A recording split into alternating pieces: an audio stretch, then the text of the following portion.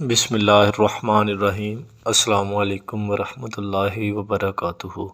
جی دوستو، آج ایک نئی ویڈیو کے ساتھ آپ کی خدمت میں حاضر ہیں۔ اگر آپ نے ہمارا چینل سبسکرائب نہیں کیا، اس کو سبسکرائب کریں اور بیل کے آئیکن کو دبا دیں تاکہ نئی آنے والی ویڈیو کا نوٹیفیکیشن آپ کو مل سکے۔ حقیر سا انسان ہوں لیکن یہ بزرگ 40 سال سے مدینہ میں چائے کافی اور کھجوریں مفت کیوں بانٹ رہے ہیں؟ مہمانوں کی عزت و تکریم اور خاطر تواضع اسلامی معاشرے کی اعلیٰ تہذیب اور بلندی اخلاق کی روشن علامت ہے۔ اسلام نے مہمان نوازی کی بہت ترغیب دلائی ہے، اور جب بات اللہ کے گھر کی ہو تو اللہ کے مہمانوں کی خدمت اور مہمان نوازی ہر مسلمان کی اولین خواہش ہو سکتی ہے۔ آج ہم آپ کو ایسے ہی ایک خوش نصیب انسان کے بارے میں بتائیں جو کئی سال سے اللہ کے مہمانوں کی خدمت کر رہے ہیں۔ مہمان نواز ہونا اور مہمان کی خاطر تواضع کرنا انسان کی باعظمت ہونے کی علامت ہے۔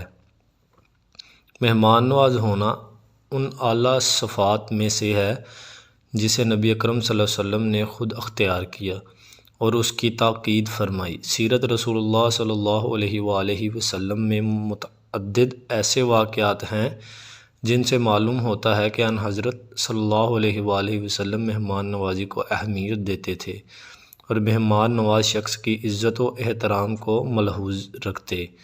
یہی وجہ ہے کہ اسلام میں مہمان نوازی کے آداب خصوصی طور پر بیان کیے گئے ہیں اور انہیں اختیار کرنے کا حکم دیا گیا ہے۔ شام سے تعلق رکھنے والے شیخ اسماعیل گزشتہ 40 سال سے مدینہ آنے والے اللہ کے مہمانوں کو چائے کافی اور کھجوریں مفت دے کر ان کی مہمان نوازی کرتے ہیں، اور مدینہ آنے والے لوگوں سے ملنا اور ان کی خدمت کرنا شیخ اسماعیل اپنے لیے سعادت کا باعث سمجھتے ہیں۔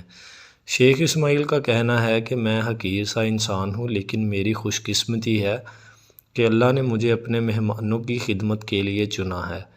اگر ویڈیو پسند آئے تو دوستوں کے ساتھ شیئر کریں۔ مزید اس طرح کی ویڈیوز دیکھنے کے لیے ہمارے چینل کو سبسکرائب کریں اور بیل کے آئیکن کو دبا دیں تاکہ نئی آنے والی ویڈیو کا نوٹیفیکیشن آپ کو مل سکے۔ جزاک اللہ۔